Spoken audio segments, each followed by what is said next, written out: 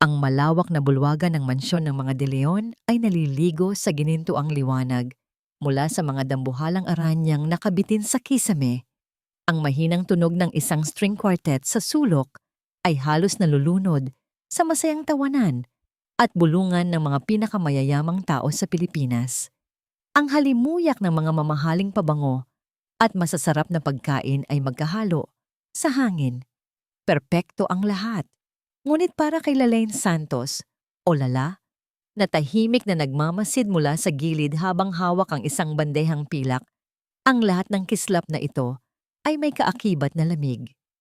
Isang dekada na siyang nagsisilbi sa pamilyang ito at sa loob ng 10 taon, natutunan niyang basahin ang mga bagay na hindi sinasabi ng bibig at hindi ipinapakita sa harap ng kamera. Ang kanyang mga mata ay natuon sa amo, si Don Rafael de Leon. Nakatayo ito sa gitna ng mga bisita, matikas sa kanyang mamahaling suit, isang ngiti ang nakapaskil sa kanyang mga labi. Ngunit alam ni Lala na ang nangiting iyon ay hindi umaabot sa kanyang mga mata. Nakita niya kung paano humigpit ang pagkakahawak nito sa kanyang kopa ng alak, sapat na para mamuti ang mga buko ng kanyang daliri. Si Don Rafael ay parang isang leon na nakakulong sa sarili nitong hawla ng karangyaan. Lumapit ang asawa nito, si Senyora Isabel, na parang isang diwata sa kanyang kumikinang na bestida.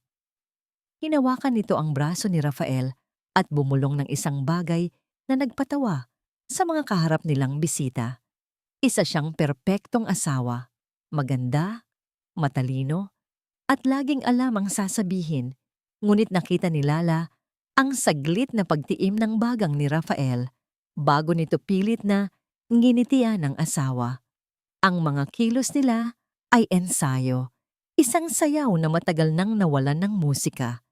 Ito ang nararamdaman niyang kalungkutan. Sa kabila ng lahat ng yaman at kapangyarihan, si Don Rafael ang pinakamalungkot na taong kilala niya. At ang kalungkutang yon ang nagpapaalala sa kanya sa huling habilin ng ina nito, si Doña Eleonora, bago ito pumanaw. Nagsimula ng magpaalam ang mga bisita. Isa-isa, lumapit sila sa mag-asawa upang magpasalamat. Si Lala at ang iba pang kasambahay ay nagsimula ng magligpit. Bawat galaw ay mabilis at walang ingay. Habang papunta siya sa kusina, dala ang mga basyong kopa, napadaan siya sa may library, bahagyang nakaawang ang pinto nito. Narinig niya ang mga boses sa loob, boses ni Senyora Isabel at ng nakababatang kapatid ni Sir Rafael, si Miguel. Hindi na ako makapaghintay, Isabel. Araw-araw, nakikita ko kung paano niya tayo tratuhin na parang mga alipin niya lang. Galit na bulong ni Miguel. Magtimpi ka, Miguel. Sagot ni Isabel, ang boses ay malamig at walang emosyon. Malapit na. Huwag mong sirain ang lahat dahil lang sa pagiging mainipin mo. Ang bawat bagay ay may tamang panahon. Tamang panahon? Gaano pa katagal? Habang buhay na lang ba tayong magiging anino ng magaling kong kapatid? Sinabi ko nang malapit na. May diin sa boses ni Isabel. Isang huling hakbang na lang. Napatigil si Lala sa paglalakad. Ang puso niya'y biglang kumabog ng malakas. Anong ibig sabihin ng mga iyon? Anong huling hakbang? Mabilis siyang umalis sa lugar na yon, takot na baka mahuli siya. Pagbalik niya sa bulwagan, halos wala ng tao. Tanging si Rafael na lang ang natira, nakatalikod at nakatingin sa malaking bintanang salamin kung saan tanaw ang kumikinang na siyudad ng Makati. Ang balikat nito ay tila may pasan na bigat ng buong mundo. Mula sa library, lumabas si Isabel. Ang bakas ng galit sa kanyang mukha kanina ay napalitan na ng isang matamis at mapagmahal na ngiti. May dala itong isang kopa ng red wine. Mahal ko, malamig niyang sabi. Mukhang pagod ka na. Heto, isang huling inom bago tayo magpahinga para sa ating kinabukasan. Mula sa kinatatayuan ni Lala, sa di kalayuan, sa ilalim ng malamlam na ilaw, nakita niya ang isang bagay na nagpatindig sa kanyang mga balahibo. Bago pa man iabot ni Isabel ang kopa, May isang mabilis na kislap. Isang maliit na bote ang saglit na sumilip mula sa palad nito. Isang mabilis na pagtagilid ng kamay at isang halos hindi mapansing pulbos ang nahulog sa alak. Hinalo ito ni Isabel gamit ang sariling daliri bago maingat na pinunasan sa kanyang bestida. Lahat ng iyon ay nangyari sa loob lamang ng 2 segundo. Nawala ang hangin sa mga baga ni Lala. Ang narinig niya kanina, ang pulbos, ang mga salitang isang huling hakbang. Lahat ay nagtagpi-tagpi sa kanyang isipan. Bumubuo ng isang nakakapangilabot na larawan. Ito na yon. Ito na ang gabi. Inabot ni Rafael ang kopa. Ang mga mata ay pagod at walang kamalay-malay sa panganib na hawak niya. Salamat, sabi niya sa mahinang boses. Dahan-dahan, itinaas ni Rafael ang kopa palapit sa kanyang mga labi. Nagtama ang mga mata ni Lala at ni Isabel mula sa kabilang dulo ng silid. Sa mga mata ng ginang, walang pag-aalinlangan, walang awa. Ang nakita lang ni Lala ay isang malamig, nagtatagumpay na kislap. Isang ngisi ang sumilay sa mga labi ni Isabel, isang ngireangsting para lamang kay Lala, isang pag-amin sa krimen, isang hamon. Sa isip ni Lala, umalingaw-ngaw ang boses ni Doña Eleonora sa kanyang huling sandali. Ikaw lang ang mapagkakatiwalaan ko, Lala. Bantayan mo ang anak ko. Isang pangako. Ang kopa ay nasa labi na ni Rafael. 1 segundo na lang. Kailangan niyang magpasya. Sumigaw, tumakbo, manahimik at hayaang mangyari ang hindi maiiwasan. Ang buong mundo ni Lala ay biglang bumagal at tumahimik. At tanging ang tibok ng kanyang puso na lang ang kanyang naririnig. Walang oras para mag-isip. Ang katawan ni Lala ay kumilos ng kusa. Mas mabilis pa sa kanyang isipan. Bago pa man tuluyang malagok ni Rafael ang alak, ibinagsak ni Lala ang hawak niyang bandehang pilak. Isang nakabibinging kalabog ang umalingaw-ngaw sa tahimik na bulwagan. Nabasag ang mga natitirang kopa at ang mga tira-tirang pagkain ay kumalat sa makintab na sahig na gawa sa marmol. Lahat ng mata ay napunta sa kanya. Gulat na napalingon si Rafael, ang kopa ng lason ay natapon din sa sahig dahil sa biglaang ingay. Ang mamahaling red wine ay kumalat na parang dugo sa puting sahig. Patawad po. Naku, patawad po sir, senyora. Nagkukumahog na sabi ni Lala. Ang boses ay nanginginig habang mabilis siyang lumuhod upang pulutin ang mga bubog. Iyon lang ang tanging naisip niyang paraan. Isang aksidente. Isang desperadong palabas. Anong kaguluhan ito? Tanong ni Rafael. Ang boses ay may halong inis. Ngunit hindi ang inis ni Rafael ang kinakatakutan ni Lala. Ang kinatatakutan niya ay ang mga mata ni Isabel na nakatitig sa kanya. Kung ang tingin ay nakamamatay, kanina pa siya bumagsak at naging abo. Isang tinging puno ng pagbabanta, nangangakong pagbabayaran niya ang kanyang ginawa. Patawarin niyo na po siya, mahal ko. Malamig na sabi ni Isabel, bumabalik agad sa kanyang papel bilang maunawaing asawa. Ngunit ang nangiti niya ay hindi umabot sa kanyang mga mata. Pagod na lang siguro, Lala, sabi niya. Ang boses ay bumaba na parang isang bulong na may lason. Maglinis ka at umuwi na, at sa susunod, mag-ingat ka. Ang mga salitang mag-ingat ka ay tumagos sa puso ni Lala na parang isang patalim. Iyon ay hindi isang paalala. Iyon ay isang banta. Nanginginig ang mga kamay na tinapos ni Lala ang paglilinis. Nang gabing iyon, hindi siya mapakali sa kanyang maliit na silid sa servants' quarters. Bawat anino ay tila isang panganib. Bawat tunog sa labas ng kanyang pinto ay nagpapatayo ng kanyang mga balahibo. Alam niyang nasa panganib siya, pero mas malaki ang panganib na kinakaharap ng kanyang amo. Ilang oras ang lumipas. Nang sigurado siyang tulog na ang lahat, dahan-dahan siyang lumabas, dala ang isang basong tubig. Kailangan niyang masigurong ligtas si Sir Rafael. Dahan-dahan siyang umakyat sa engrandeng hagdanan at tinungo ang master's bedroom. Nakaawang ng bahagya ang pinto. Sumilip siya sa loob. Ang nakita niya ay nagpakaba sa kanya. Si Rafael ay nakahandusay sa sahig, sa tabi ng kanyang kama. Ang kanyang paghinga ay mababaw at hirap. Sinubukan niyang bumangon, ngunit wala siyang lakas. Kahit hindi niya nainom ang huling dosis, ang lason na matagal nang isinasama sa kanyang pagkain at inumin ay nagsisimula ng maningil. Titulong! Hirap na usal ni Rafael. Ang mga mata ay nanlalabo. Walang pag-aalinlangan, pumasok si Lala sa silid.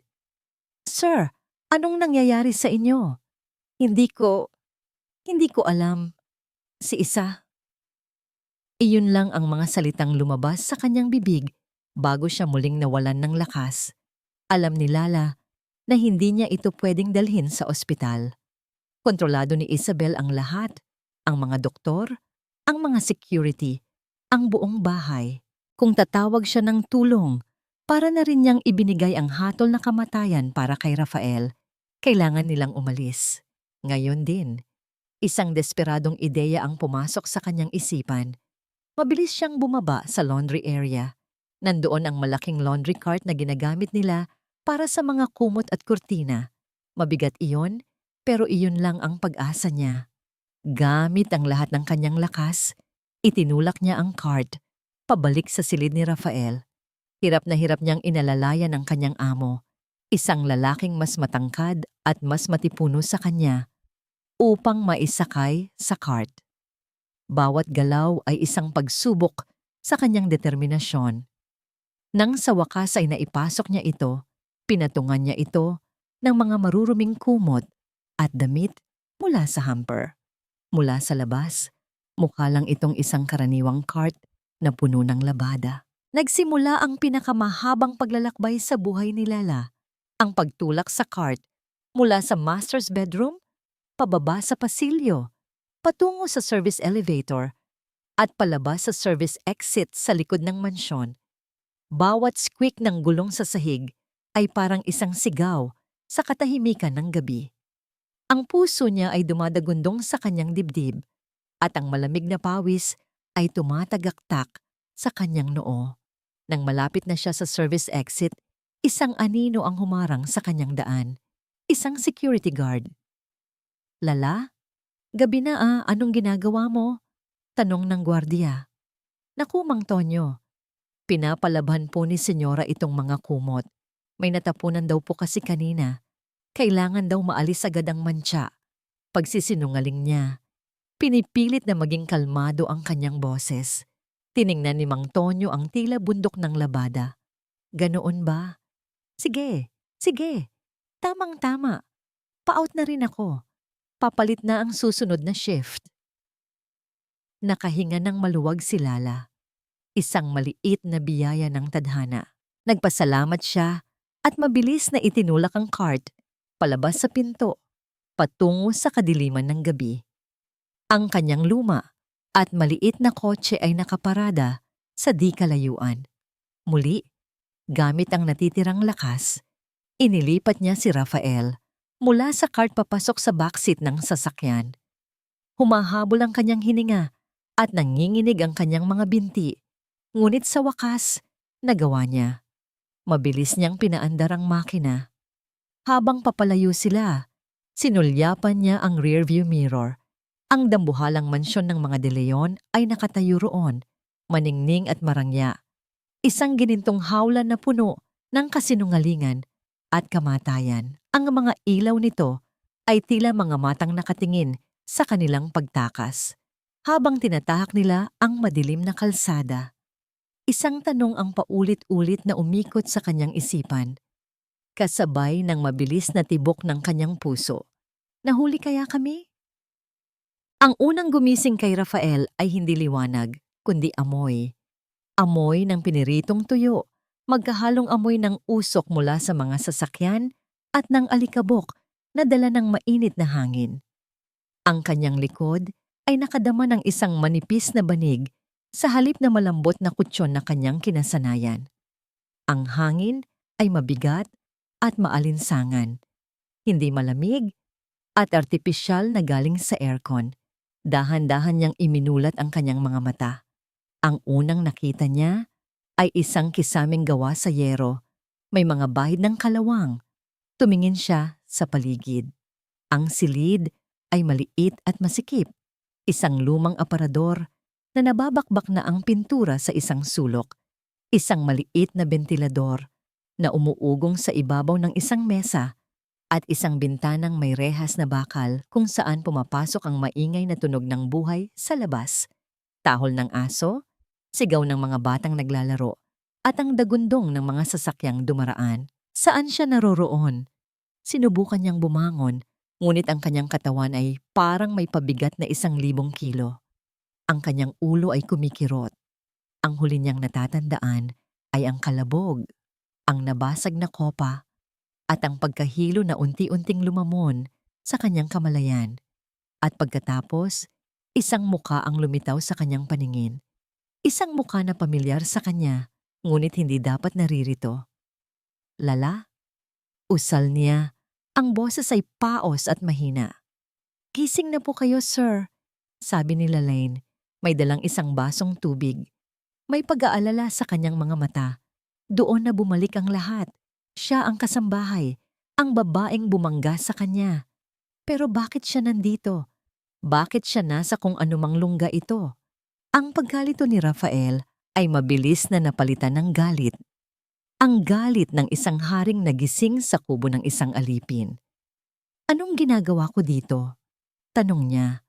Ang boses ay nagsisimula nang magkaroon ng awtoridad, kahit na ang kanyang katawan ay mahina. "Nasaan ako? Bakit mo ako dinala dito?" "Sir, kailangan ko po kayong ilayo doon. Nasa panganib po ang buhay ninyo," sagot ni Lala. Ang boses ay kalmado ngunit may panginginig. Tinawanan ito ni Rafael. Isang tawang mapakla at walang saya. "Panganib? Anong pinagsasabi mo? Ikaw ang naglagay sa akin sa panganib. Kidnapping ito. Ihatid mo ako pabalik sa mansyon. Ngayon din." Sigaw niya. Sinubukang tumayo, ngunit napaupo lang muli sa banig. Hinahabol ang kanyang hininga. Umiling si Lala. Ang kanyang mga mata ay hindi natitinag. "Wala na po kayong babalikan, sir." "Anong ibig mong sabihin na wala na akong babalikan? Bahay ko yon. Ako ang nagmamay-ari ng lahat ng nandoon." Isang malalim na buntong hininga ang pinakawalan ni Lala, na para bang naghahanda siyang sabihin ng isang bagay na napakasakit. Tumingin siya ng diretso sa mga mata ni Rafael. "Para sa kanila, patay na kayo." Ang mga salita ay tumama kay Rafael na parang isang malakas na sampal. Huminto ang kanyang paghinga.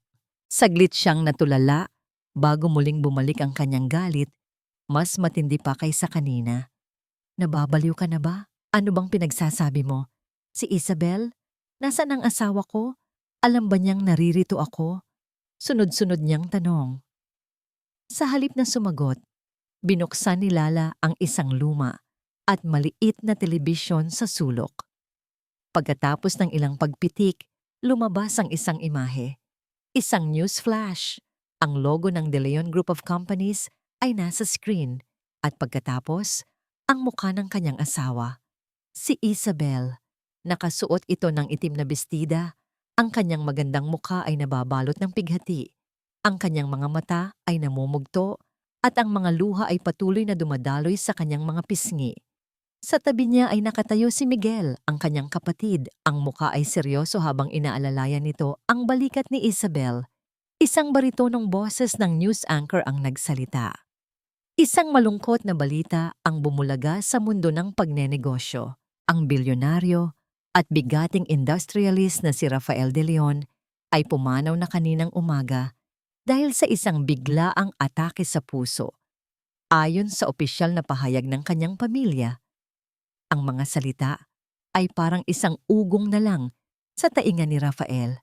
Ang kanyang buong atensyon ay nasa imahe sa telebisyon, sa palabas, sa perpektong pag-arte ng kanyang asawa. Hindi totoo yan. Bulong niya, nanginginig ang ulo. Isa itong kasinungalingan. Isang masamang biro. Tumingin siya kay Lala. Ang kanyang mga mata ay naghahanap ng kahit anong kasagutan. Bakit? Bakit nila ginagawa ito? Ngunit bago pa man makasagot si Lala, ang kamera sa telebisyon ay nag-zoom in sa mukha ni Isabel. Sa gitna ng kanyang pag-iyak, habang inaayos niya ang kanyang buhok, saglit itong tumingin ng diretso sa kamera. Saglit lang. Isang iglap. Ngunit sa isang iglap na yon, nakita ni Rafael ang lahat. Sa likod ng mga luhang iyon, sa likod ng maskara ng nagdadalamhating byuda, may isang kislap. Hindi kislap ng kalungkutan, kundi ng tagumpay. Isang malamig, kalkulado, at mapanlinlang na kislap na tanging siya lang na nakasama nito sa loob ng maraming taon ang makakakilala. At sa sandaling iyon, gumuho ang mundo ni Rafael de Leon. Ang itim na belo ay bahagyang tumatakip sa mukha ni Isabel, ngunit sapat lamang upang magbigay ng misteryo sa kanyang perpektong pagdadalamhati. Bawat hakbang niya patungo sa engrandeng kabaong na nakapwesto sa gitna ng simbahan ay kalkulado. Bawat paghikbi ay nasa tamang tiyempo. Bawat luhang pumapatak mula sa kanyang mga mata ay parang isang diamanteng naglalandas sa kanyang pisngi. Isa siyang obra maestra ng kalungkutan, at ang buong alta sosyedad, ang media, at ang buong mundo ng negosyo ay nanonood. Umiinom sa bawat patak ng kanyang pag-arte. Kawawa naman si Isabel. Dinig niyang bulong ng isang matronang sosyal sa kanyang likuran. Napakabata pa para maging byuda. Isang maliit na ngisi ang sumilay sa ilalim ng kanyang belo, isang nangising walang sinumang nakakita. Kawawa. Ako? Kung alam lang nila. Habang nakatayo siya sa harap ng kabaong na gawa sa pinakamahal na kahoy, ang tanging nasa isip niya ay kung gaano ito kabigat kahit na wala namang laman. Isang mamahaling kahon para sa isang multo. Isang perpektong simbolo para sa paghahari ni Rafael, enggrande sa labas, ngunit hungkag sa loob. Lumapit si Miguel sa kanyang tabi. Inilagay ang kamay sa kanyang likod bilang tanda ng suporta. "Are you okay?" Bulong nito. Ang boses ay puno ng pag-aalala na para lamang sa kanilang dalawa. Tumingin siya rito at sa isang iglap na hindi nakikita ng iba, ibinigay niya ang isang halos hindi mapansing kindat. Iyon lang ang kailangan nilang pag-uusap. Ang plano ay tumatakbo ng perpekto. Habang nakatitig siya sa nakaukit na pangalan sa kabaong, Rafael de Leon, isang alaala ang biglang bumalik sa kanya. Isang alaala mula sa isang malayong nakaraan, bago pa man ang lahat ng ito. Nasa isip niya ang imahe ng kanilang maliit at halos magigibang bahay. Nakahiga ang kanyang ama sa isang lumang kama. Ang katawan ay payat at mahina. Nilalamon ng sakit at ng dalamhati dahil sa pagbagsak ng kanilang negosyo. Siya, isang dalagita pa lamang noon, ay nakaupo sa tabi nito.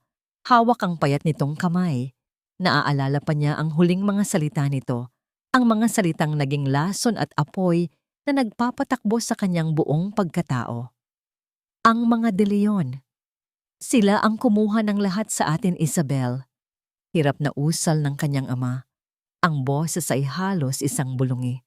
Ang dangal, ang yaman, ang buhay ko. Huwag mong kalimutan ang ginawa nila sa pamilya Vicencio.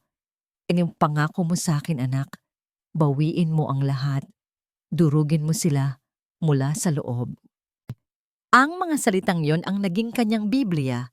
Ang paghihiganti ang naging kanyang relihiyon. Ang pag-aasawa kay Rafael ay hindi isang pagsuko. Iyon ang unang hakbang sa kanyang banal na misyon. At ngayon, narito na siya sa dulo. Ang libing ay isang tagumpay. Ngunit alam niyang kailangan niya ng isang huling, matinding dagok para masigurado ang kanyang trono. Isang bagay na hindi kayang kwestiyonin ng Board of Directors. Isang bagay na magpapatibay sa kanyang kapangyarihan habang buhay. Kinabukasan, humarap siya sa media. Ang silid ay puno ng mga nagkikislapang kamera at mga reporter nasabik sa balita. Umupo siya sa gitna ng isang mahabang mesa, katabi si Miguel at ang abogado ng pamilya. Ang kanyang mukha ay sadyang pinaputla. Ang kanyang mga mata ay may bakas pa rin ng kalungkutan. Salamat sa inyong pagdalo. Simula niya. Ang boses ay mahina, ngunit matatag. Alam kong marami kayong mga katanungan tungkol sa kinabukasan ng De Leon Group. Hayaan ninyong sabihin ko ito ng malinaw. Ang legasya ng aking asawa, si Rafael, ay magpapatuloy. Nagsimula siyang magsalita tungkol sa mga pangarap ni Rafael, mga pangarap na siya mismo ang lumikha para sa sandaling ito. Nagsalita siya tungkol sa pagpapatuloy at bagong simula. Isa itong talumpating karapat-dapat sa isang parangal. At pagkatapos, sa gitna ng kanyang pangungusap, dinala niya ang isang kamay sa kanyang noo. Huminto siya na para bang biglang nawalan ng hangin. Senyora, ayos lang po ba kayo? Tanong ng abogado. Aayos lang ako, sabi niya. Ang boses ay naging isang bulong. Medyo nahihilo lang ako. At tulad ng isang babasaging bulaklak na nawalan ng tangkay, dahan-dahan siyang nawalan ng balanse. Bago pa man siya tuluyang bumagsak sa sahig, nasalo na siya ng mga braso ni Miguel na tila handa na sa eksenang ito. Tawagin ang doktor! Bilis! Sigaw ni Miguel, ang kanyang pag-aalala ay totoo. Ngunit dahil sa ibang dahilan, naging isang kaguluhan ng press conference. Ang mga kamera ay walang tigil sa pag-flash. Dinala siya sa isang pribadong silid kung saan naghihintay na ang kanilang pamilyadong doktor. Isang doktor na matagal nang nabayaran at may malaking utang na loob sa kanila. Pagkalipas ng ilang minuto, lumabas ang doktor. Ang muka ay seryoso. Hinarap niya si Miguel at ang ilang miyembro ng board na nagmamadaling pumunta. Kumusta na si Isabel, Doc? Tanong ni Miguel. Huminga ng malalim ang doktor bago magsalita. Mr. De Leon, ang kalagayan ni Mrs. De Leon ay maselan. Ang stress at pagod, ngunit may isa pa pong dahilan. Tumingin siya sa kanilang lahat. Congratulations! Nagdadalang tao si Mrs. De Leon. Isang nakabibinging katahimikan ang bumalot sa silid. Ang mga miyembro ng board ay nagkatinginan. Ang kanilang pag-aalala ay napalitan ng pagkamangha at pagkatapos ay ng ginhawa. Isang tagapagmana. Ang dugo ng mga De Leon ay magpapatuloy nang makaalis na ang lahat at silang dalawa na lang ni Miguel ang naiwan sa silid. Dahan-dahang iminulat ni Isabel ang kanyang mga mata. Isang ngiti ng isang demonyo ang sumilay sa kanyang mga labi. Narinig mo ba iyon, mahal ko? Bulong niya. Isang tagapagmana. Lumapit si Miguel. Ang mukha ay magkahalong saya at takot. Hinawakan niya ang tiyan ni Isabel. Ang anak natin.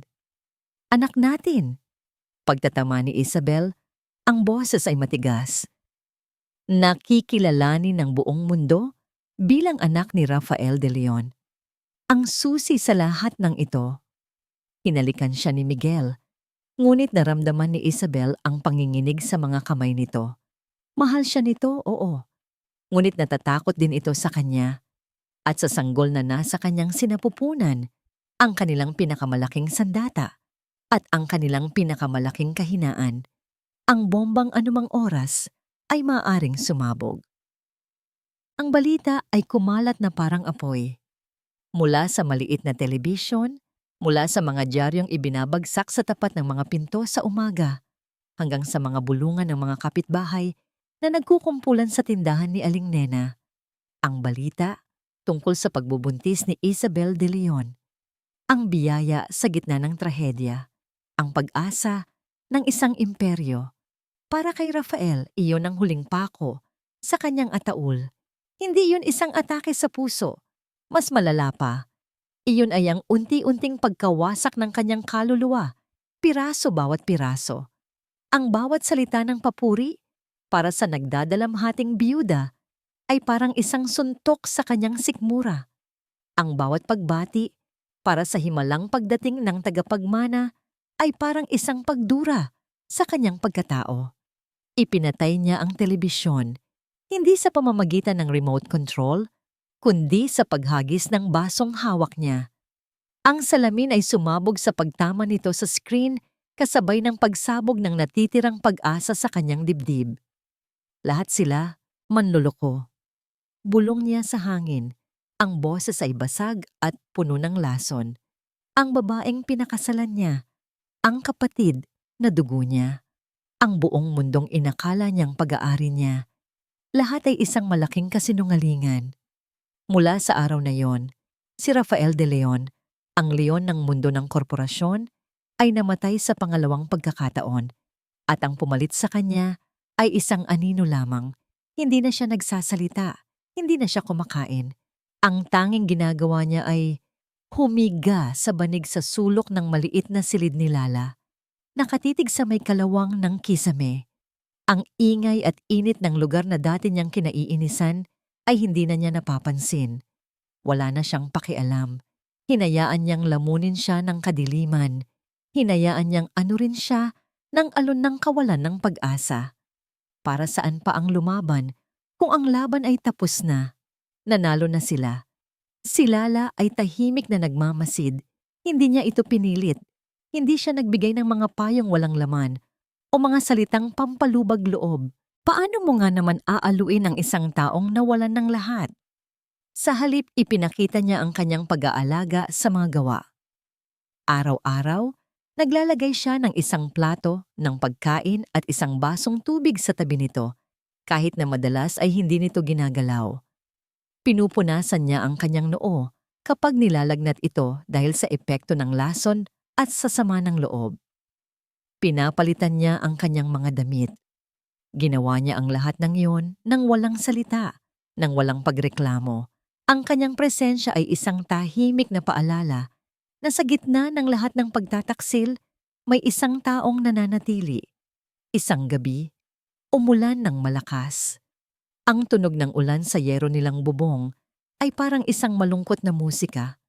Gumising si Lala dahil sa isang tunog, isang mahinang tunog ng paghikbi. Sa dilim, nakita niya ang balikat ni Rafael na nanginginig. Ang makapangyarihang si Rafael de Leon, umiiyak ng tahimik tulad ng isang batang nawawala. Sa sandaling iyon, hindi niya nakita ang isang bilyonaryo. Ang nakita niya ay isang taong wasak. Kinaumagahan, hindi kanina tuyo ang inihanda ni Lala. Pumasok siya sa silid, dala ang isang maliit na mangkok na umuusok pa. Ang amoy nito ay simple at pamilyar. Lugaw. Inilapag niya ito sa tabi ni Rafael. Hindi tulad ng dati. Umupo siya sa sahig. Hindi kalayuan mula rito. Nagluto po ako ng lugaw. Mahina niyang sabi. Hindi kumibo si Rafael. Noong bata po ako, pagpapatuloy ni Lala, ang boses ay parang isang bulong. Kapag may sakit ako, laging lugaw ang niluluto ng nanay ko. Sabi niya, pampalakas daw po ng katawan, pampainit ng sikmura, at kahit paano, pampaginhawa ng puso. Tumingin siya sa lalaking nakahiga. Kailangan niyo pong lumakas, sir. Ang mga salitang iyon, simple, tapat, at walang pagkukunwari, ay tila tumagos sa pader ng yelo na binalot ni Rafael sa kanyang sarili. Kailangan niyo pong lumakas. Hindi magpakatatag ka. Hindi kaya mo yan. Isang simpleng paalala ng isang pangunahing pangangailangan. Dahan-dahan, napakabagal, bumangon si Rafael. Umupo siya. Ang likod ay nakasandal sa pader. Ang kanyang mga mata ay walang buhay. Ngunit may isang bagay na nagbago. Tinitigan niya ang mangkok ng lugaw. Ang init mula rito ay tila gumagapang sa malamig na hangin sa pagitan nila. Nanginginig ang kamay na kinuha niya ang kutsara. Dinala niya ito sa kanyang bibig. Ang unang subo, ang init ay kumalat sa kanyang lalamunan, pababa sa kanyang sikmura. Isang init na hindi niya naramdaman sa loob ng napakatagal na panahon. Hindi iyon ang masarap at komplikadong lasa ng mga pagkain sa kanyang mansyon. Ito ay simple. Ito ay totoo. At sa bawat subo, nararamdaman niya ang isang bagay na higit pa sa pagkain. Nararamdaman niya ang pag-aalaga. Hindi niya namalayan, ang mga luha ay nagsimula na namang pumatak mula sa kanyang mga mata. Ngunit sa pagkakataong ito, hindi na yon luha ng galit o kawalan ng pag-asa. Iyon ay luha ng isang taong sa kauna-unahang pagkakataon pagkatapos ng mahabang panahon ay nakaramdam muli ng kahit katiting na pag-asa. Ang mangkok ng lugaw ay naging simula. Sa mga sumunod na araw, nagsimula ng kumain si Rafael kahit paunti-unti. Ngunit ang lason na matagal na nananalaytay sa kanyang sistema, kasama ng bigat ng kanyang pinagdadaanan, ay hindi basta-basta susuko. Isang gabi, ang kanyang katawan ay bumigay. Nagising si Lala sa gitna ng gabi dahil sa isang mahinang ungol. Pagtingin niya, nakita niyang nanginginig si Rafael sa banig. Ang balat ay namumutla, ngunit ang noo ay nag-aapoy sa lagnat. "Sir? Sir Rafael?" Bulong niya. Hinawakan ng braso nito. Nagulat siya sa tindi ng init na nagmumula rito. Walang malinaw na sagot. Mga salitang hindi magkakaugnay ang lumalabas sa bibig nito. Mga pangalan ng mga taong hindi niya kilala. Mga lugar mula sa isang mundong hindi niya kailanman mapapasok. Puno ng pag-aalala, kumuha si Lala ng isang palanggana, ng maligamgam na tubig at isang maliit na tuwalya. Hindi niya ito maaring dalhin sa ospital. Silang dalawa lang ang magtutulungan dito. Umupo siya sa tabi nito at dahan-dahang pinunasan ang kanyang noo, ang kanyang leeg, ang kanyang mga braso. Sa bawat pagdampi ng basang tela sa mainit na balat nito, tila nababawasan din ang sarili niyang pagkabalisa. Sa ilalim ng liwanag ng isang maliit na lampara, ang anyo ni Rafael de Leon ay nag-iba sa kanyang paningin. Wala na ang tikas ng isang bilyonaryo, ang talas ng isang amo. Ang naroon na lang ay isang lalaking mahina at walang kalaban-laban. Ngayon niya lang napagmasdan ng malapitan ang mukha nito. Ang guhit ng kanyang panga, ang haba ng kanyang mga pilik mata, ang ilang hibla ng buhok na bumagsak sa kanyang noo. Sa isang hindi maipaliwanag na dahilan, dahan-dahang itinaas ni Lala ang kanyang kamay at hinawi ang mga hibla ng buhok na yon. Ang saglit na pagdampi ng kanyang mga daliri sa balat nito ay nagdulot ng isang kuryenteng gumapang sa kanyang buong katawan. Isang pakiramdam na bago, nakakakilig at nakakatakot ng sabay. Mabilis niyang binawi ang kanyang kamay. Ang puso ay biglang bumilis ang tibok. "Inay."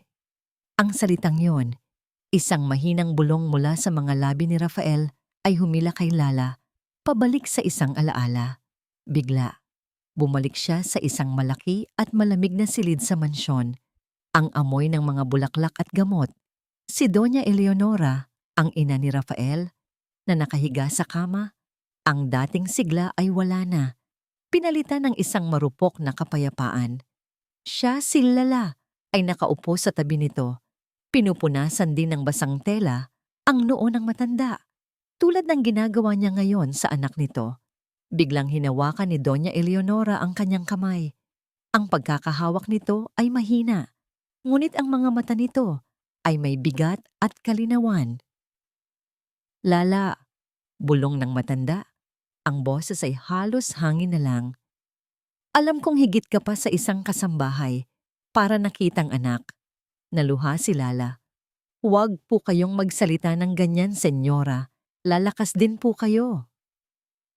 Isang mahinang iling ang isinagot ni Doña Eleonora. "Makinig ka, iha. Ang anak ko, si Rafael. Matigas ang kanyang puso na parang bato." Nagtayo siya ng matataas na pader sa paligid niya para walang makapasok. Pero sa loob ng mga pader na yon, nag-iisa siya. Tumingin ito ng diretso sa mga mata ni Lala. Isang pohong puno ng pagsusumamo. "Ikaw lang ang mapagkakatiwalaan ko, Lala. Ikaw lang ang nakakakita sa kanya nang hindi siya nakatingin. Pangako mo sa akin, bantayan mo ang anak ko." Ang alaala ay kasing linaw ng nangyari lang kahapon. Ang bigat ng pangakong yon ay muling bumalik sa kanyang mga balikat.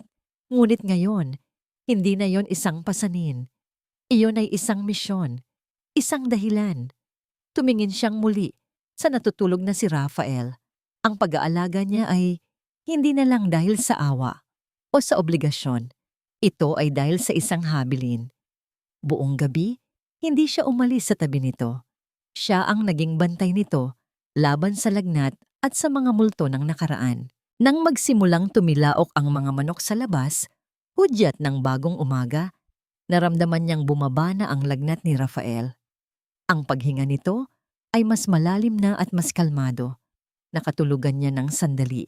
Sa pagkakaupo sa sahig, ang ulo ay nakasandal sa gilid ng banig. Nagising lang siya nang maramdaman niyang may gumalaw. Pagmulat niya, nakita niyang nakatingin sa kanya si Rafael. Gising na ito. Ngunit ang mga mata nito, iba na. Wala na ang galit. Wala na ang pagmamataas. Ang naroon ay isang bagay na hindi pa niya nakikita dati. Isang pagod na pagkilala. Isang bakas ng pasasalamat. Sinubukan ni Lala na tumayo. Medyo nahihiya na nakita siya nitong natutulog. Ay sir, pasensya na po. Kamusta na po ang pakiramdam ninyo? Hindi agad sumagot si Rafael. Tinitigan lang siya nito ng matagal, na para bang ngayon lang talaga siya nakita. Pagkatapos ng ilang sandali ng katahimikan, isang salita ang lumabas sa kanyang bibig. Hindi bilang isang utos ng amo, kundi bilang isang bulong ng isang taong iniligtas. Salamat, Lala. Iyon lang. Ngunit ang simpleng salitang iyon ay nagpadala ng kakaibang init sa dibdib ni Lala. Tumango lang siya bilang sagot. Hindi alam kung ano ang sasabihin. Sa mga sumunod na araw, isang bagong uri ng normalidad ang nabuo sa kanilang munting tahanan. Nagsimula ng maglakad-lakad si Rafael sa loob ng bahay. Nagsimula na silang mag-usap, hindi tungkol sa nakaraan, kundi tungkol sa mga simpleng bagay. Kung paano magluto ng sinangag, kung bakit tumatahol ang aso sa kapitbahay, kung gaano kainit ang panahon. Sa bawat araw na lumilipas, ang pader sa pagitan ng amo at katulong ay unti-unting nagigiba. Isang hapon, habang naglalaba si Lala sa likod bahay, lumapit ang kanilang kapitbahay na si Aling Marites, ang reyna ng mga tsismosa sa kanilang eskinita. Lala, abay kay sipag mo naman. Bati nito habang sumisilip sa mga nakasampay na damit. Teka, parang may napansin akong damit panlalaki dyan at parang mas malaki sa'yo? Nanigas si Lala. Ay opo, Aling Marites. Sa pinsan ko po. Dumalaw lang sandali. Iniwan yung mga labahin. Tumangutango si Aling Marites, ngunit ang mga mata ay tila hindi kumbinsido. Ganun ba? Kasi nitong mga nakaraang gabi, parang may anino ako ng lalaking nakikita sa bintana mo. Akala ko, namamalikmata lang ako. Ang dugo ni Lala ay tila nagyelo. Ngumiti siya ng pilit. Naku, baka po anino lang po yun ng aparador. Alam nyo na, madilim. Siguro nga, sabi ni Aling Marites. Ngunit bago ito umalis, nag-iwan ito ng isang huling hirit. Basta mag-iingat ka, iha. Mahirap na. Buong araw, hindi nawala sa isip ni Lala ang sinabi nito. Ang kanilang maliit na paraiso ay hindi ligtas. Ang mga pader nito ay manipis. At ang mga mata sa labas ay laging nakatingin. Kinagabihan, habang naghahapunan sila ni Rafael ng adobong manok, isang malakas at sunod-sunod na katok ang bumasag sa kanilang katahimikan. Tok, tok, tok. Nagkatinginan sila, parehong nanlaki ang mga mata. Kasunod ng katok ay isang boses na pamilyar at malakas. Isang boses na nagpabilis sa tibok ng puso ni Lala sa takot. Lala, buksan mo to. May bisita ka bang lalaki dyan? Sino yan? Ang malakas na boses ni Aling Marites sa labas ng pinto ay parang isang martilyong pumupukpok sa sentido ni Rafael. Sa isang iglap, bumalik ang lahat ng kanyang pagiging de leon. Ang instinct na mag-utos, ang galit sa sino mang nangangahasa. naguluhin ang kanyang kapayapaan. Ngunit bago pa man siya makapagsalita, isang kamay ang mabilis na tumakip sa kanyang bibig. Shhh! Bulong ni Lala. Ang mga mata ay nanlalaki sa takot. Papasukin ko siya. Pumasok kayo sa kwarto. Huwag kayong lalabas. At kahit anong mangyari, huwag kayong magsasalita. Mabilis niyang itinulak si Rafael papasok sa maliit na silid at isinara ang pinto, bago huminga ng malalim at buksan ang pinto sa labas. Aling Marites, kayo po pala. Pasensya na po, akala ko kung sino na. Sabi ni Lala, pilit nang ngumingiti. Abay, sino pa nga ba? Narinig ko kasi kayo. Parang may kausap ka. Akala ko may problema. Sabi ng matanda. Ang mga mata ay lumilibot. Sinusubukang silipin ang loob ng bahay. Sabi ko nga, baka yung pinsan mo na sinasabi mo kanina, nandito pa?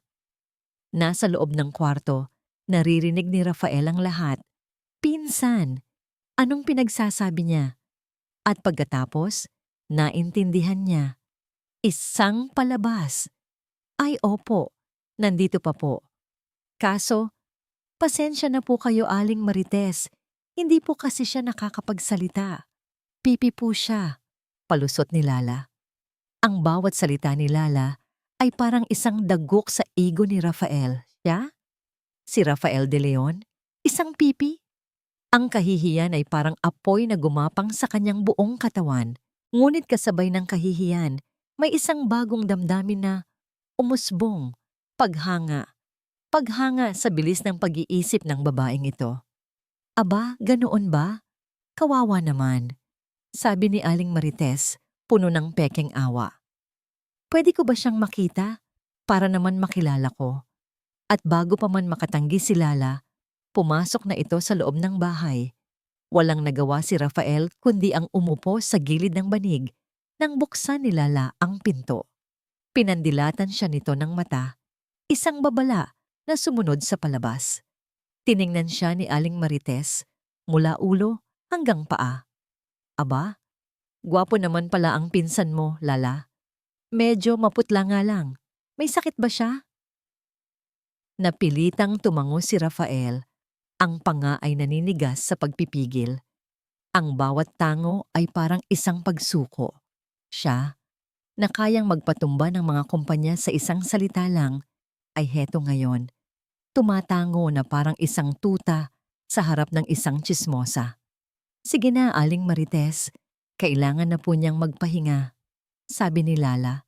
Dahan-dahang ginagabayan ang matanda palabas. Nang sa wakas ay umalis na ito, isinara ni Lala ang pinto at napasandal dito. Napabuntong hininga. Paglingon niya kay Rafael, nakita niya ang nagbabagang galit sa mga mata nito. Pinsan, pipi? Sabi ni Rafael. Ang boses ay mababa at puno ng hinanakit. Mas gugustuhin niyo na po bang sabihin kong kayo si Rafael de Leon na dapat ay patay na? Ganti ni Lala, hindi natatakot. Wala po tayong pagpipilian, sir. Natahimik si Rafael. Alam niyang tama si Lala. Ang kanyang kaharian ay gumuho na. Ang mga batas na dati niyang sinusunod ay hindi na epektibo dito.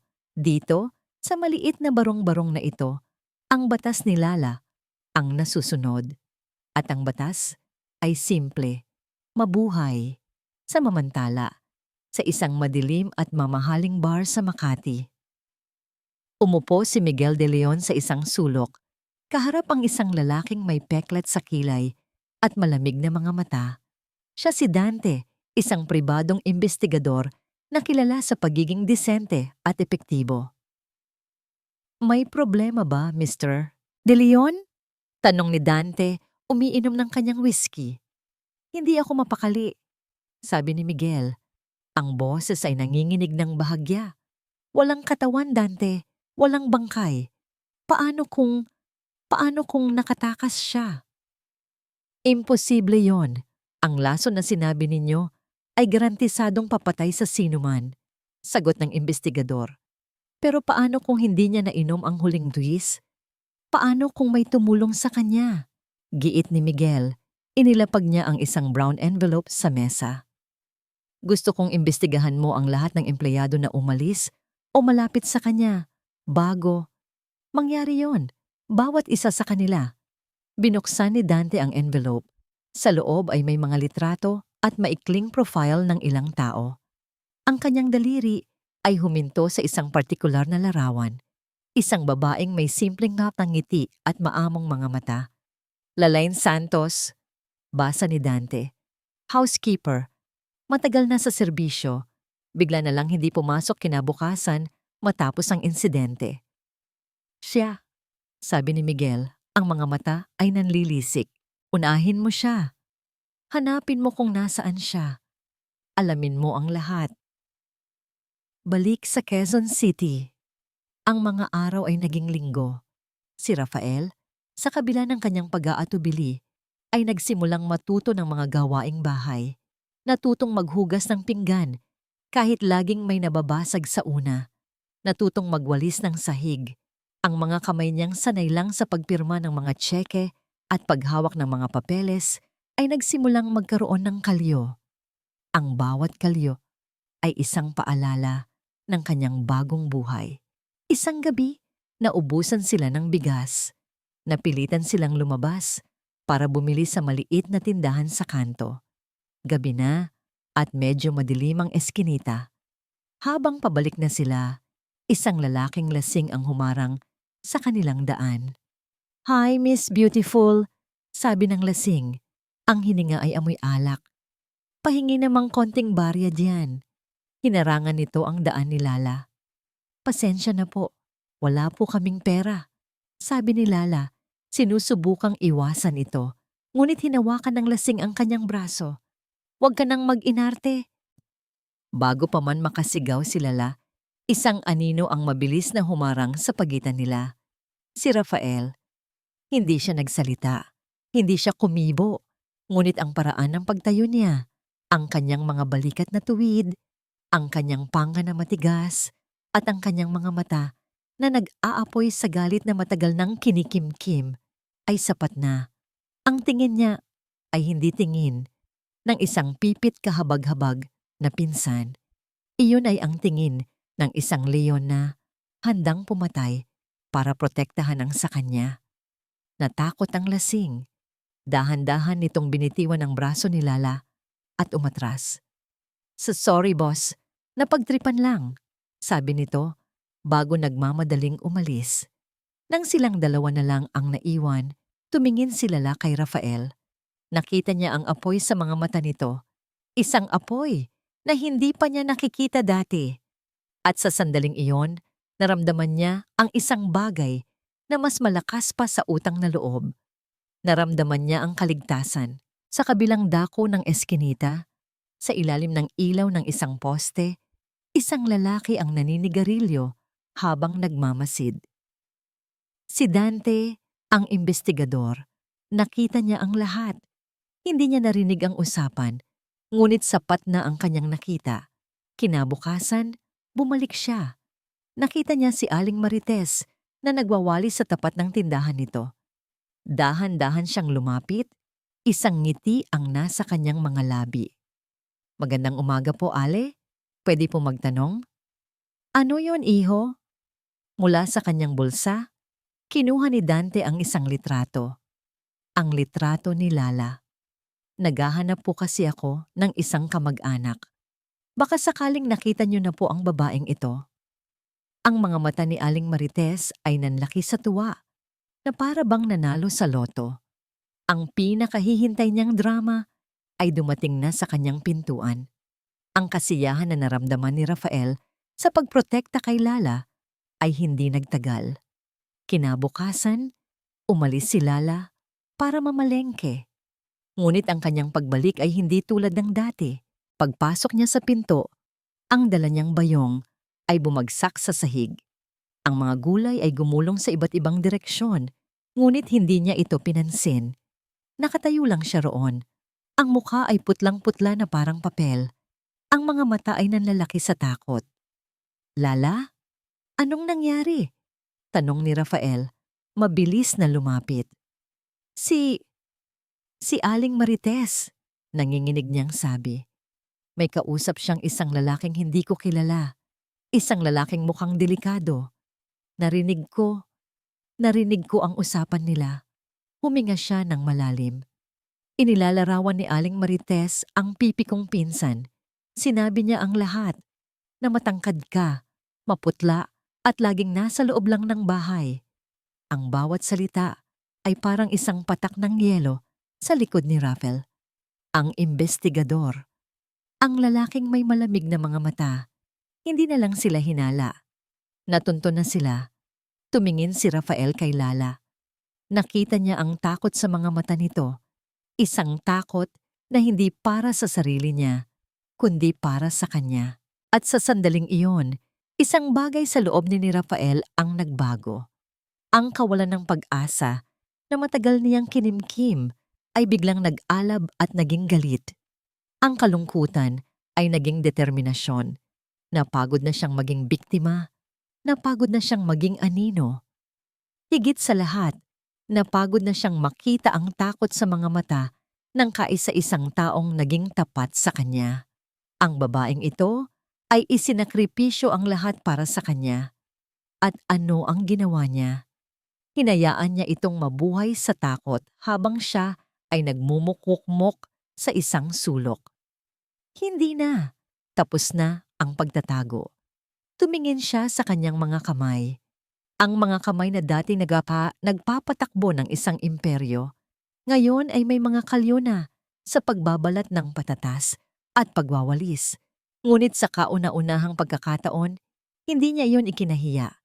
Dahil sa mga kamay na ito, natutunan niya ang isang bagay na hindi kayang bilhin ng pera.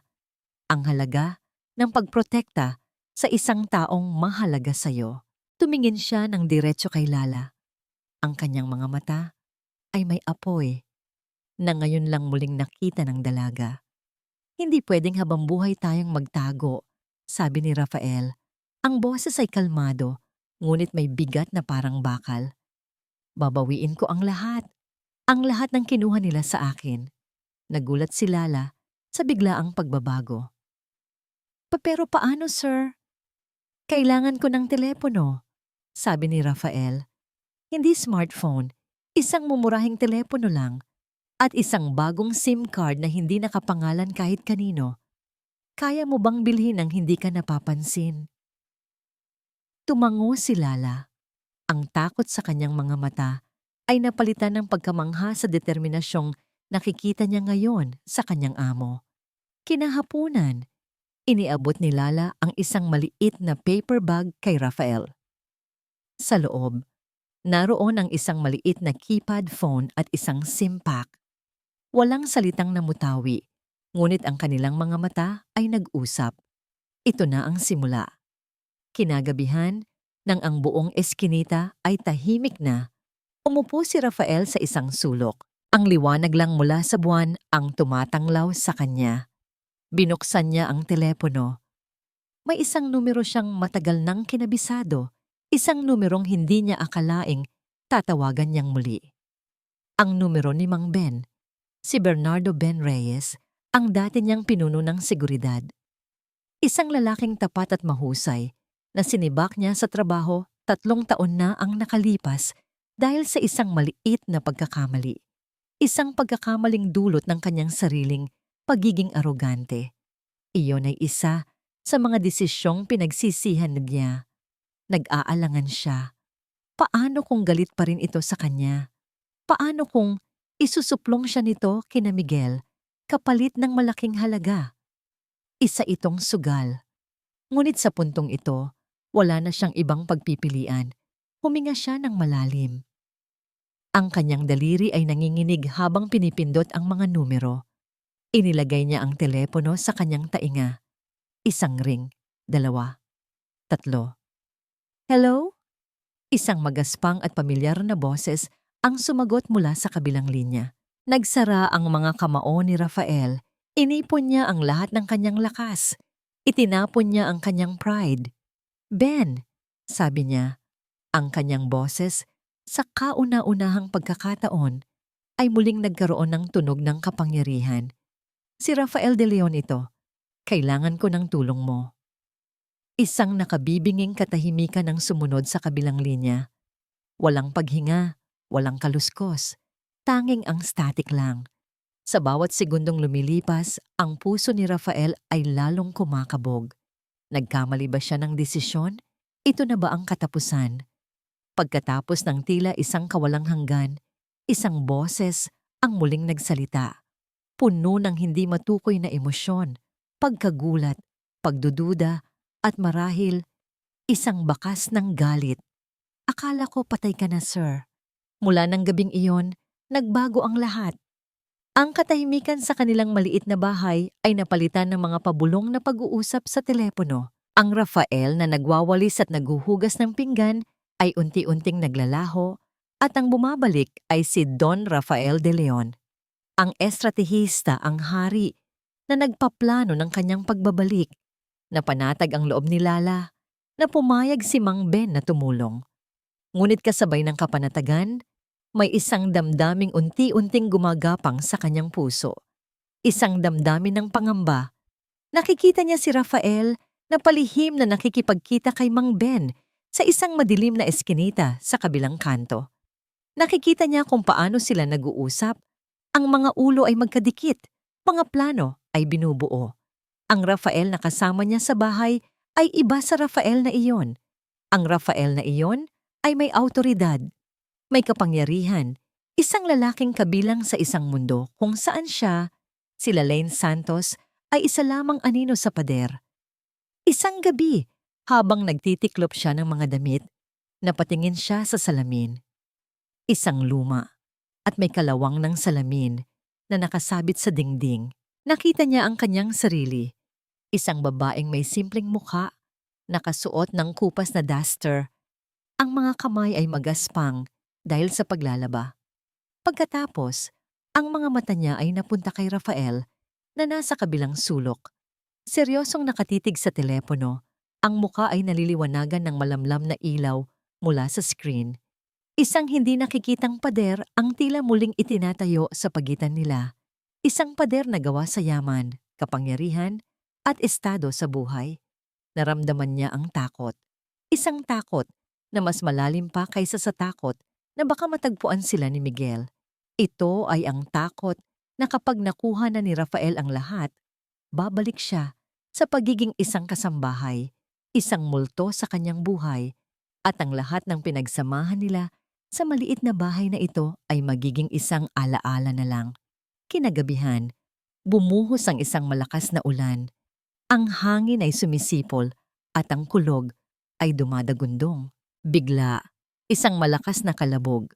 Ang narinig nila mula sa bubong, sinundan ng isang tuloy-tuloy na pagtulo ng tubig sa gitna mismo ng kanilang sala. Naku, ang butas sa bubong, sigaw ni Lala. Mabilis siyang kumuha ng timba at inilagay sa ilalim ng tulo. Hayaan mo na yan, delikado, sabi ni Rafael, nakatingin sa kisame. Hindi po pwede, sir. Baka bumaha sa loob, sabi ni Lala. At walang pag-aalinlangan, kumuha siya ng isang maliit na silya para akyatin at subukang takpan ng butas. Ako na, sabi ni Rafael. Pinigilan siya.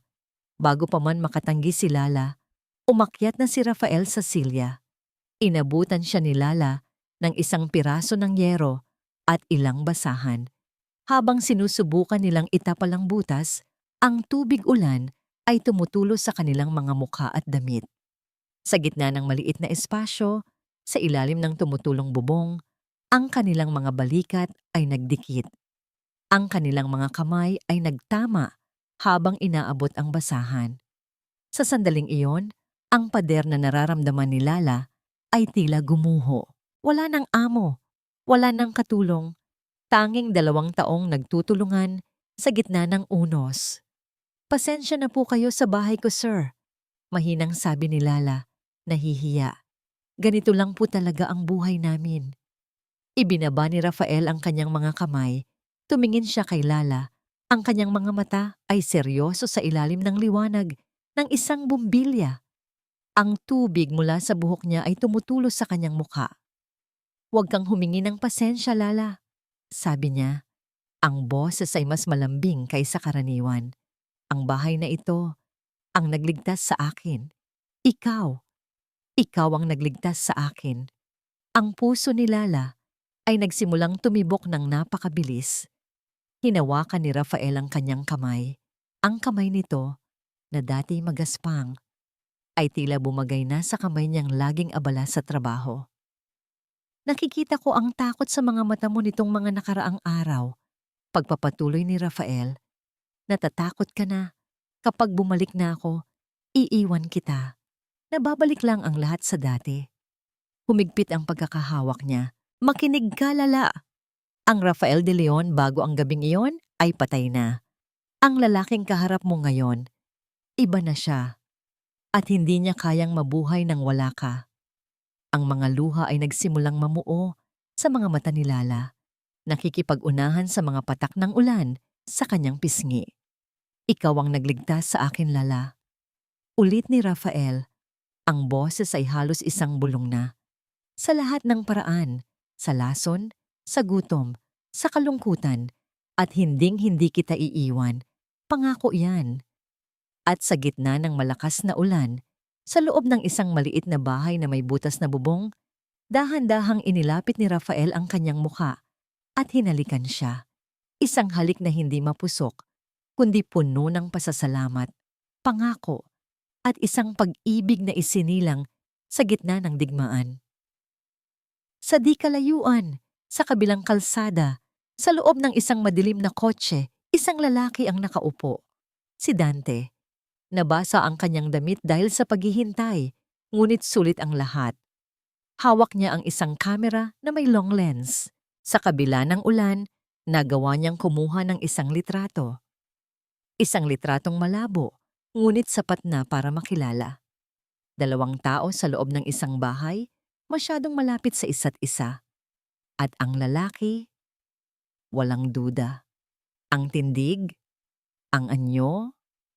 Mabilis niyang kinuha ang kanyang telepono at ipinadala ang malabong litrato sa isang numero. Ang caption, "Boss, sa tingin ko, buhay nga ang multo." Ang mensahe mula kay Dante ay parang isang bombang sumabog sa mundo ni Miguel de Leon. Isang malabong litrato, ngunit sapat na. Buhay ang kanyang kapatid. Ang multong matagal na niyang kinatatakutan ay totoo. Dahil sa takot, naging padalos-dalos si Miguel. Ipinag-utos niya ang isang malawakang paghahanap sa lugar kung saan huling nakita si Lala. Ngunit huli na ang lahat. Sa tulong ng network ni Mang Ben, nalaman agad ni Rafael ang kanilang mga galaw. Ang pangyayaring iyon ang nagtulak sa kanila na bilisan ng plano. Wala nang oras para maghintay. Kailangan nilang kumilos ngayon. At ang perpektong gabi para sa kanilang pagbabalik ay nalalapit na. Ang anibersaryo ng pagkakatatag ng De Leon Group of Companies, isang gabing puno ng karangyaan kung saan ang lahat ng makapangyarihang tao sa bansa ay magtitipon. Isang gabi kung saan opisyal na ipapahayag si Isabel Vicencio de Leon bilang bagong chairperson ng buong korporasyon. Ito ang magiging entablado sa isang maliit at ligtas na bahay na inayos ni Mang Ben. Naganap ang huling paghahanda. Hindi ito ang Rafael na nakilala ni Lala sa barong-barong. Ang lalaking nakatayo ngayon sa harap ng salamin ay ibang-iba. Ang kanyang buhok ay maiksi na at maayos na nagel. Ang kanyang balbas ay malinis na inahit. Ang kanyang mukha ay medyo payat pa rin, ngunit ang apoy sa kanyang mga mata ay nagbabalik na. "Sigurado ka ba dito, sir?" Tanong ni Mang Ben. Hawak ang isang uniforme ng waiter. Masyadong mapanganib. "Mas mapanganib kung mananatili tayong nagtatago, Ben." Sagot ni Rafael, ang boses ay matatag. "Kailangang nasa loob ako. Kailangang makita nila ako sa sandaling hindi nila inaasahan." Kinuha niya ang uniforme at isinuot ito. Bagay na bagay sa kanya. Sa isang iglap, naglaho si Rafael de Leon, ang bilyonaryo. Ang humalili sa kanya ay isang ordinaryong waiter, isa sa daan-daang magiging anino lang sa gabing iyon. Isa siyang multo na maglalakad sa gitna ng kanyang mga kaaway. Lumapit sa kanya si Lala. Ang mga mata ay puno ng pag-aalala. Inayos niya ang kwelyo ng damit ni Rafael. Ang kanyang mga daliri ay bahagyang nanginginig. "Mag-iingat ka!" bulong niya. Hinawakan ni Rafael ang kanyang mga kamay. Malamig ang mga ito. "Huwag kang mag-alala. Ang lahat ay nakaplano na." Mula sa kanyang bulsa, kinuha niya ang isang maliit na itim na kahon. Isang kahon na pambalot ng alahas. "Huwag mo munang bubuksan," sabi niya. "Buksan mo lang ito kapag tapos na ang lahat." Iniabot niya ito kay Lala. Ang bigat ng kahon ay parang bigat ng lahat ng kanilang mga pangarap at pangamba. Tumingin si Rafael kay Mang Ben. Tumango ito. "Nakahanda na ang lahat, sir. Ang mga kamera sa ballroom, kontrolado na natin. Ang sound system, may access na tayo. Hihintayin lang namin ang hudyat mo." Ibinigay ni Ben kay Rafael ang isang maliit na earpiece at isang mikropono na kasing laki lang ng isang butones na maingat nitong ikinabit sa ilalim ng kwelyo ni Rafael. Oras na. Sa labas ng Grand Hotel kung saan gaganapin ang selebrasyon, huminto ang isang service van. Bumaba si Rafael kasama ang ibang mga waiter, dala-dala ang mga gamit. Walang sino mang pumansin sa kanya. Isa lang siyang muka sa karamihan. Bago siya tuluyang pumasok, huminto siya saglit. Sa huling pagkakataon, lumingon siya na para bang hinahanap niya ang isang bagay sa kadiliman. At sa di kalayuan, sa loob ng isang kotseng nakaparada, nakita niya ang isang pamilyar na anino, si Lala. Naghihintay, nagdarasal, isang huling tingin, isang huling tango, isang tahimik na pangako. "Hintayin mo ako." Pumasok siya sa loob. Ang hangin ay malamig. Ang mga ilaw ay nakakasilaw. Ang bulwagan ay unti-unti nang napupuno ng mga taong dati niyang tinatawag na kaibigan at kasosyo. Mga taong pumunta sa kanyang libing at nag-abot ng pekeng pakikiramay. Mga ahas na nakabihis ng mamahaling damit. Kumuha siya ng isang bandehang may lamang mga baso ng champagne at nagsimulang maglakad sa gitna nila. Ang puso niya ay kumakabog ng malakas sa kanyang dibdib, ngunit ang kanyang mga kamay ay hindi nanginginig. Ang kanyang mukha ay kalmado.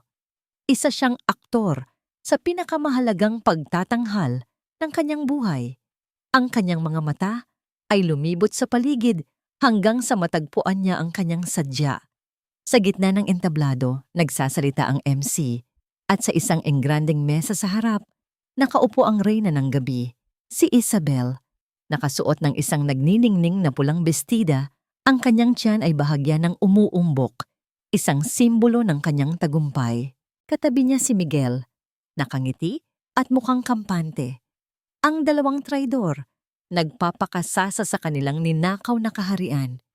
Hindi nila alam na ang tunay na hari ay nakabalik na. At ang gabi ng paghuhukom ay magsisimula na. Ilang sandali pa, tinawag na ng MC ang pangalan ni Isabel. Oras na para sa kanyang talumpati. Tumayo siya, long lay at puno ng kumpiyansa, at dahan-dahang naglakad papunta sa entablado. Ang lahat ay pumalakpak. Ang lahat ay nakangiti. Wala silang kamalay-malay na isang multo mula sa nakaraan ng nanonood, mula sa gilid, naghihintay ng tamang sandali para ibagsak ang kurtina sa kanilang perpektong kasinungalingan. Nakatayo si Isabel sa entablado, naliligo sa liwanag. Hawak niya ang mikropono at sa harap niya ang daan-daang mukha ng mga pinakamakapangyarihang tao sa bansa. Lahat ay nakatingin sa kanya ng may paghanga. Ito na ang sandali. Ang korona ay abot kamay na niya. "Isang magandang gabi po sa inyong lahat." Simula niya. Ang kanyang boses ay perpektong pinaghalong kalungkutan at katatagan. "Nakatayo ako dito ngayon, hindi lang bilang isang byuda, kundi bilang tagapagpatuloy ng isang pangarap. Ang pangarap ng aking yumaong asawa, si Rafael." Isang kolektibong buntong hininga ng awa ang narinig niya mula sa mga manonood. Perpekto. Marami ang nagsasabi na ang De Leon Group ay isang higante. Ngunit para kay Rafael, ito ay higit pa roon. Ito ay ang kanyang buhay, ang kanyang legasiya, at isang legasiya na ipinapangako kong iingatan para sa kanya at para sa aming magiging anak. Hinaplos niya ang kanyang tiyan. Ang palakpakan ay dumagundong sa buong bulwagan. Ito na ang kanyang tagumpay. Ang lahat ng paghihirap ng kanyang pamilya, ang lahat ng kanyang sakripisyo, ay nagbunga na. Tumingin siya kay Miguel na nakangiti sa kanya mula sa mesa nito. Ngumiti siya pabalik. Nanalo na sila. Ngunit bigla, isang malakas na feedback sound ang umalingaw-ngaw mula sa mga speaker. Napapikit siya sa ingay at pagmulat niya, ang lahat ng malalaking screen sa kanyang likuran na kanina lang ay nagpapakita ng kanyang magandang muka ay biglang namatay. Naging itim ang lahat. Isang nakabibinging katahimikan ang bumalot sa buong bulwagan. Nagkaroon ng bulungan. Anong nangyari? Technical problem ba? At pagkatapos, mula sa kadiliman, isang boses ang narinig mula sa mga speaker. Isang boses na malamig, pamilyar, at nagmumula sa libingan. Isang napakagandang talumpati, hindi ba? Puno ng pagmamahal at kasinungalingan. Ito na ang hudyat. Habang ang lahat ay nakatingin sa entablado, naguguluhan, dahan-dahang naglakad si Rafael mula sa gilid ng bulwagan. Ang bawat hakbang niya ay mabigat. Ang bawat tibok ng kanyang puso ay isang martilyo. Ang mga screen ay muling umilaw. Ngunit hindi na mukha ni Isabel ang naroon. Ang nakita ng lahat ay isang litrato. Ang litrato ng isang maliit na bote na may lamang pulbos. Nakuha mula sa CCTV footage sa library ng mansyon. Footage na narecover ni Mang Ben. Marahil ay pamilyar kayo sa aking asawa. Pagpapatuloy ng boses ni Rafael na ngayon ay umaalingaw-ngaw na sa buong lugar. Ang kanyang boses na pinalakas ng mikroponong nakakabit sa kanya ay puno ng lamig. Kilala ninyo siya bilang ang mapagmahal na aso. Ngunit hayaan ninyo akong ipakilala sa inyo ang tunay na Isabel. Sunod-sunod na lumabas ang mga ebidensya sa screen, ang mga medical report na nagpapakita ng unti-unting pagkalason sa kanyang sistema, ang mga bank transfer mula sa isang offshore account ni Isabel papunta sa account ng kanilang pamilyadong doktor. At ang huli, isang audio recording. Ang boses ni Miguel at Isabel mula sa gabi ng party na nakuha ni Mang Ben mula sa isang nakatagong recording device na matagal nang inilagay sa library para sa seguridad. Hindi na ako makapaghintay, Isabel. Magtimpi ka, Miguel. Malapit na. Isang huling hakbang na lang. Ang mga bulungan sa bulwagan ay naging malakas na pag-uusap. Ang lahat ng mga mata ay napunta ngayon kay Isabel at Miguel na kapwa namumutla sa entablado at sa kanilang mesa. At sino ako para magsalita tungkol sa lahat ng ito? Tanong ng boses. Doon, isang spotlight ang biglang bumukas, hindi sa entablado, kundi sa gitna ng bulwagan. At sa ilalim ng liwanag na yon, nakatayo si Rafael. Tinanggal niya ang suot na bowtie ng waiter at dahan-dahang naglakad papunta sa harap. Namiss niyo ba ako? Ang reaksyon ay kaguluhan. May mga sumigaw, may mga napatayo. Ang mga kamera ng media ay mabilis na bumaling sa kanya. Ang buong mundo ni Isabel ay gumuho sa isang iglap. Rafael? Usal niya, ang boses ay isang pabulong na puno ng hindi makapaniwalang takot. Kamusta, mahal ko? Sabi ni Rafael. Ang ngiti sa kanyang labi ay walang bahid ng anumang saya. Mukhang nakakita ka ng multo. Hindi na niya kailangang magsalita pa. Ang ebidensya ang nagsalita para sa kanya. Ngunit ang huling dagok ay hindi nanggaling sa kanya. Nanggaling ito sa pinakamahinang kawing. Si Miguel. Dahil sa takot at pagkalito, tumayo si Miguel. Itinuro niya si Isabel. Ang kanyang mukha ay puno ng luha at pagsisisi. Hindi ko to ginusto. Sigaw niya, ang kanyang boses ay nanginginig at puno ng kabaliwan. Siya ang nagplano ng lahat. Mahal ko siya. Ginawa ko ang lahat para sa'yo, Isabel. Para sa'yo. Para sa anak natin. Ang huling mga salitang iyon, anak natin, ay siyang tumuldok sa lahat. Ang huling piraso ng palaisipan. Ang huling pako sa kabaong ni Isabel, isang kolektibong gasp ang narinig mula sa mga manonood. Ang himalang tagapagmana ay hindi pala isang De Leon. Ito ang bunga ng pagtataksil. Sa sandaling iyon, bumagsak si Isabel. Napaluhod siya sa entablado, hindi dahil sa panghihina, kundi dahil sa bigat ng kanyang pagkatalo. Ang lahat ng kanyang pinagplanuhan ay gumuho. Ang kanyang perpektong mundo ay naging abo. Nagkagulo na ang lahat. Ang mga security ng hotel na mga tao na pala ni Mang Ben ay mabilis na umakyat sa entablado at pinusasan si Miguel. Ang iba ay pinalibutan si Isabel. Sa gitna ng kaguluhan, isang huling pagkakataon na nagtama ang mga mata ni Rafael at Isabel. Sa mga mata niya, nakita niya ang apoy ng katarungan. At sa mga mata nito, wala na siyang nakitang pagmamahal o pagsisisi. Ang nakita lang niya ay purong pagkasuklam. Ang sukdol ng isang pagkatalo. Tapos na ang laro. Lumipas ang ilang buwan. Ang iskandalong nagpayanig sa pamilya de Leon ay unti-unti nang humupa. Ngunit ang mga epekto nito ay mananatili magpakailanman. Si Isabel at Miguel ay kapwa humarap sa batas para sa kanilang mga kasalanan. Ang imperyo, bagamat nayanig, ay nanatiling nakatayo. Ngunit ang hari nito ay nagbago na. Sa isang malaking boardroom na napapalibutan ng salamin, kung saan tanaw ang buong syudad ng Makati, seryosong nakaupo si Rafael sa dulo ng mahabang mesa. Gaya ng napag-usapan natin, sabi niya sa mga miyembro ng board, ang kanyang boses ay kalmado at may awtoridad.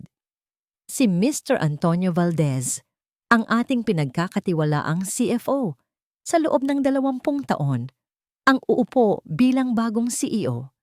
Ako ay mananatili bilang chairman, ngunit sa advisory capacity na lamang. Isang bulungan ng pagkagulat ang dumaan sa silid, ngunit walang nangahas na tumutol. Ang Rafael na nasa harap nila ngayon ay hindi na ang aroganteng pinuno na dati nilang kilala. Mas tahimik siya, mas mapagmasid, at may isang uri ng kapayapaan sa kanyang mga mata na hindi nila nakita dati. Pagkatapos ng pulong, hindi siya umuwi sa mansyon sa Forbes Park. Ang lugar na yon, na puno ng mga alaala ng kasinungalingan, ay matagal na niyang tinalikuran. Sa halip minaneho niya ang kanyang simpleng sasakyan, hindi na ang kotseng may driver, patungo sa isang pamilyar na direksyon. Pabalik sa masikip na eskinita sa Quezon City. Huminto siya sa tapat ng maliit na bahay kung saan nagsimula ang lahat. Ang pintura ay luma pa rin, ang bubong ay may yupi pa rin. Ngunit para sa kanya, ito ang pinakamagandang lugar sa buong mundo.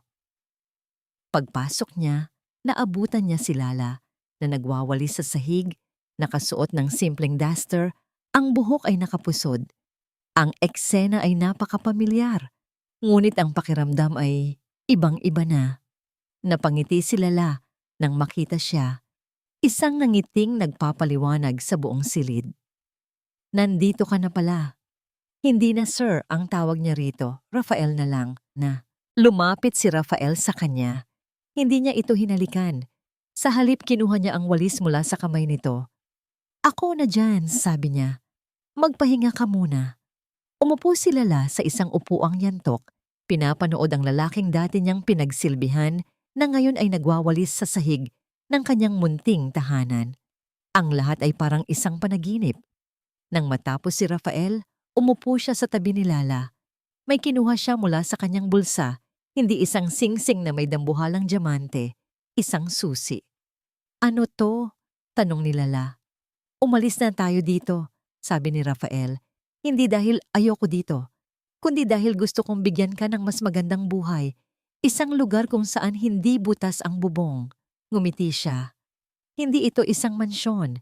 Isa lang itong simpleng bahay sa isang tahimik na subdivision.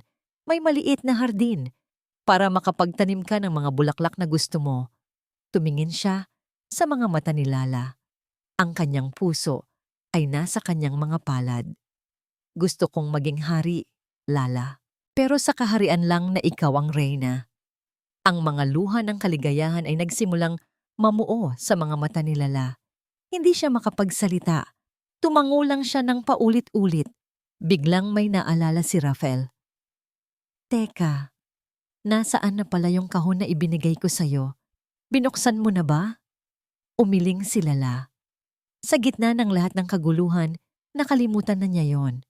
Mabilis siyang pumasok sa kwarto at kinuha ang maliit na itim na kahon. Nanginginig ang mga kamay na binuksan niya ito. Sa loob, nakahimlay sa isang pad ng itim na pelus, ay isang silver na kwintas. Ang pendant nito ay simple ngunit makahulugan. Isang leon na may maringal na tindig na nakatayo sa likod ng isang maliit at simpleng bulaklak na para bang pinoprotektahan ito mula sa buong mundo. Isinuot ito ni Rafael sa leeg ni Lala. Ang malamig na metal ay dumampi sa kanyang balat, kasabay ng mainit na halik ni Rafael sa kanyang batok. Niyakap niya si Lala mula sa likuran. Magkasama silang tumingin sa labas ng bintana, kung saan ang papalubog na araw ay nagbibigay ng ginintuang kulay sa buong paligid. Ang kanilang paglalakbay ay hindi naging madali. Puno ito ng sakit, pagtataksil, at luha. Ngunit sa huli, natagpuan nila ang isang bagay na mas mahalaga pa sa lahat ng yaman sa mundo. Natagpuan nila ang isang pag-ibig na totoo, isinilang hindi sa karangyaan, kundi sa sakripisyo. Isang pag-ibig na nagpatunay na ang tunay na halaga ay hindi nakikita sa kislap ng ginto, kundi sa init ng isang pusong tapat. Natagpuan nila ang kanilang munting paraiso.